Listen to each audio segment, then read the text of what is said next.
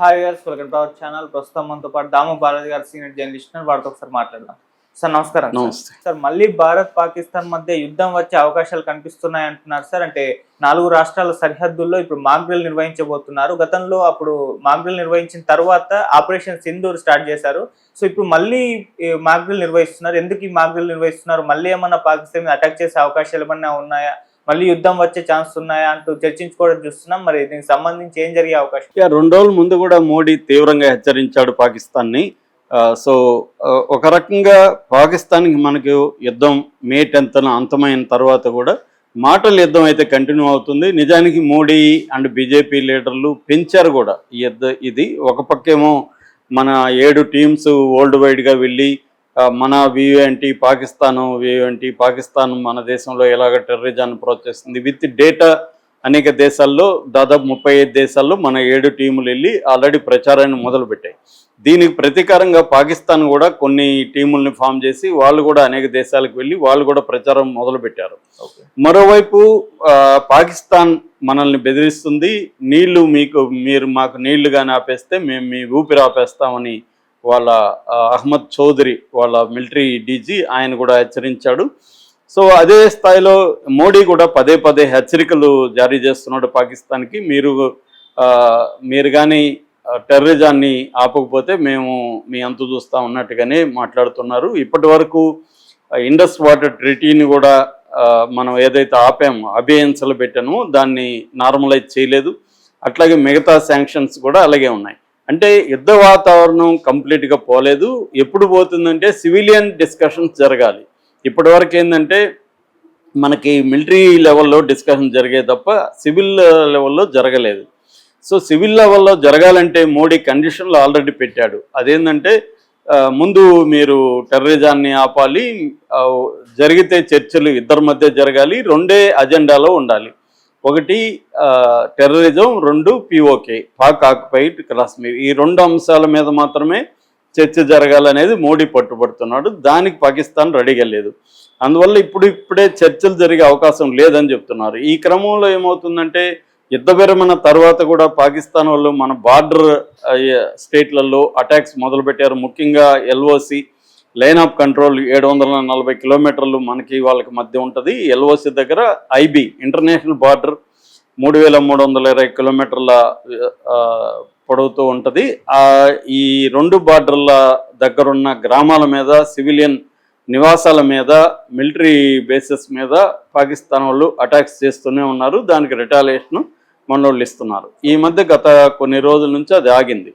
అయితే ఇన్ఫిల్ట్రేషన్ అంటే టెర్రరిస్టులు పాకిస్తాన్ నుంచి ఇండియాలోకి రావడం ట్రై చేస్తూనే ఉన్నారు. మరోవైపు స్లీపర్ సెల్స్ యాక్టివ్ అయినట్టుగా మనకు కనబడుతుంది. ఇంకోవైపు పాకిస్తాన్కి ఇన్ఫర్మేషన్ అందించే ఇండియన్ ఏజెంట్స్, సివిలియన్స్ కావచ్చు, జ్యోతి మల్హోత్రా, ఉజాలా లాంటి వాళ్ళు, అట్లాగే రామ్ జాట్ అతను CRPF జవాను, ఇలాంటి వాళ్ళు దాదాపు ఇప్పటి వరకు 20 మంది వరకు దొరికినట్టుగా మనకు తెలుస్తుంది. ఈ నేపథ్యంలో ఏంటంటే ఇప్పుడు ఒక వార్త సంచలనం క్రియేట్ చేసింది. ఆ వార్త ఏంటంటే మనకి బార్డర్గా ఉన్న స్టేట్స్ ఏవైతే ఉన్నాయో గుజరాత్, పంజాబ్, రాజస్థాన్, జమ్మూ కాశ్మీర్, ఈ 4 రాష్ట్రాల్లో ఈరోజు సాయంత్రం 5 నుంచి 9 మధ్యలో అనేక జిల్లాల్లో, ఒక్కొక్క రాష్ట్రంలో 20-30 జిల్లాల్లో ఒక మాక్ డ్రిల్ నిర్వహిస్తున్నారు. దాంతోపాటు హర్యానాలో ఆపరేషన్ షీల్డ్ పేరుతో హర్యానాలో ఉండే 22 జిల్లాల్లో కూడా ఇటువంటి మాక్ డ్రిల్లే నిర్వర్తిస్తున్నారు. అంటే ఈ 5 రాష్ట్రాల్లో కూడా ఈరోజు మాక్ డ్రిల్స్ ఎందుకు చేస్తున్నారు? ఇది హోమ్ అఫైర్స్, మన మినిస్టర్ ఆఫ్ హోమ్ అఫైర్స్ ఆధ్వర్యంలో జరుగుతుంది. ఇది ఏమేమి జరుగుతుంది మాక్ డ్రిల్ అంటే ఎయిర్ రైడ్ సైరన్స్, అంటే మనకి ఎయిర్ రైడ్ జరగబోతుంటే సైరన్స్ వస్తాయి, ఆ సైరన్స్ మోగిస్తారు. దాని తర్వాత బ్లాక్అవుట్ ఎక్సైజ్ అంటారు. అంటే మొత్తం పవర్ ఇంక్లూడింగ్ జనరేటర్స్ అన్ని రకాల పవర్ని ఆపేసి కంప్లీట్ డార్క్లో పెట్టి, డార్క్లో ఉన్నప్పుడు ఎలా ఉంటుందో ఒకసారి చూపిస్తారు. తర్వాత ఎవాక్యువేషన్ డ్రిల్స్ అంటారు. అంటే బయట ఎక్కడైనా ప్రజలు ఉంటే వాళ్ళని ఎవాక్యువేట్ చేసి సేఫ్ ప్లేస్లకి తీసుకురావడం, దాన్ని ఎవాక్యువేషన్ డ్రిల్స్ అంటారు. తర్వాత సిమ్యులేటెడ్ ఎమర్జెన్సీ, అంటే ఒక ఎమర్జెన్సీ వచ్చినప్పుడు ఎలాంటి సిచ్యువేషన్ ఉంటుందో అలాంటి సిచ్యువేషన్, అంటే వీధుల్లో ఎవరు ఉండకూడదు, గుంపులుగా ఎక్కడ తిరగకూడదు, ఒంటరిగా అసలు ఉండకూడదు, ఇలాంటి మన సిమ్యులేటెడ్ ఎమర్జెన్సీ ఉంటుంది. అట్లాగే యాంటీ సబటేజ్ చెకింగ్ అంటారు. యాంటీ సబటేజ్ అంటే అటాక్ చేసినప్పుడు దాన్ని ఎట్లా ఎదుర్కోవాలి అనే ఇది కూడా జరుగుతుంది. ఇవి ప్రధానంగా జరుగుతాయి అన్నమాట.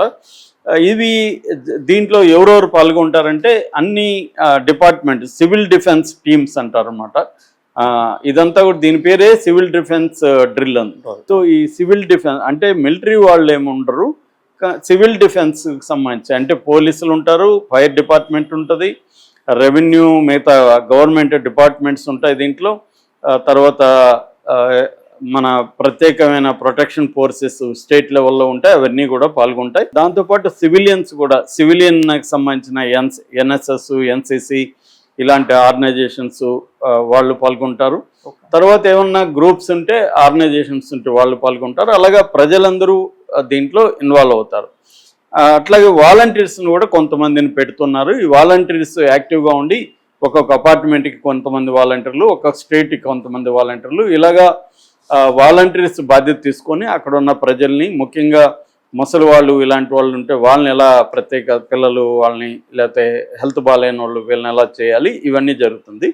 సో అట్లాగే గవర్నమెంట్కి సంబంధించిన ఆల్ ఏజెన్సీస్ కూడా దీంట్లో పాల్గొంటారు. ముఖ్యంగా ఏంటంటే సెన్సిటివ్ ఏరియాస్ ఎక్కడెక్కడ ఉన్నాయో వాటిని ఎలా కవర్ చేయాలి, ఒకవేళ ఏమన్నా వాటికి పెద్ద పెద్ద కవరేజ్ కవర్ చేసేయడం కనబడకుండా, ఎందుకంటే నైట్ అటాక్స్ జరుగుతాయి కాబట్టి కంప్లీట్గా బ్లాక్అవుట్ చేసి వాటిని కవర్ చేయడం, ఎక్కడున్నాయో తెలియకుండా రాడార్కి అందకుండా ఉండాలంటే ఏం చేయాలి, ఇవన్నీ కూడా దీంట్లో చేస్తారన్నమాట.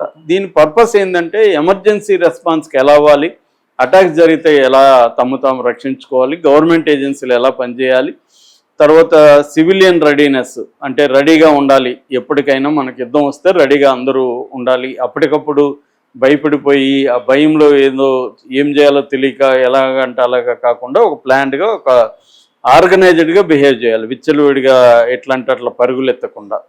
మూడవది ఇన్ఫ్రాస్ట్రక్చర్ని రెడీ చేయడం, అంటే మనకు అన్ని రకాల ఇన్ఫ్రాస్ట్రక్చరు, కొంత ఎక్విప్మెంటు ఇవన్నీ కూడా రెడీ చేయడం. ఎక్కడైనా కీలకమైన ప్లేసుల దగ్గర బంకర్స్ లాంటివి, అంటే బేస్మెంట్లు ఎక్కడెక్కడ ఉన్నాయి, బేస్మెంట్లోకి వెళ్ళిపోతే కొంత సేఫ్, పైకంటే కూడా బేస్మెంట్లలో సేఫ్, ఎక్కడెక్కడ ఉన్నాయో అవన్నీ గుర్తించి అవన్నీ మార్క్ చేయడం, దగ్గరగా ఉన్న వాళ్ళకి అది చెప్పడం, దానికి సంబంధించిన అలర్ట్ మెసేజ్లు అవన్నీ వెళ్ళడం, ఇవన్నీ ఉంటుంది. అట్లాగే నేషనల్ సెక్యూరిటీ ఫోర్సెస్ ఏవైతే ఉంటాయో, ఇంటర్నల్ సెక్యూరిటీ ఫోర్సెస్, వాటినన్నింటినీ కూడా అలర్ట్గా ఉంచడం, అంటే ఏదన్నా జరిగినప్పుడు. ఇది బేసిక్గా దీని లక్ష్యం. ఇవి ఎందుకు చేస్తున్నారు సడన్గా, ఎందుకంటే ఆపరేషన్ సింధూర్ ముందు కూడా ఇవి ఇచ్చేశారు, ఇప్పుడు ఇవి ఎందుకు చేస్తున్నారు, అప్పుడేమో అది ఆపరేషన్ అభ్యాస్ అనే పేరుతో చేశారు మొత్తం దేశం అంతా, కానీ ఇప్పుడు దేశం అంతా చేయట్లేదు, బార్డర్ ఏరియాలను చేస్తున్నారు. అందుకని డౌట్లు వస్తుంది అందరికీ, అంటే ఏమైనా ఇప్పుడు ఇంతకుముందు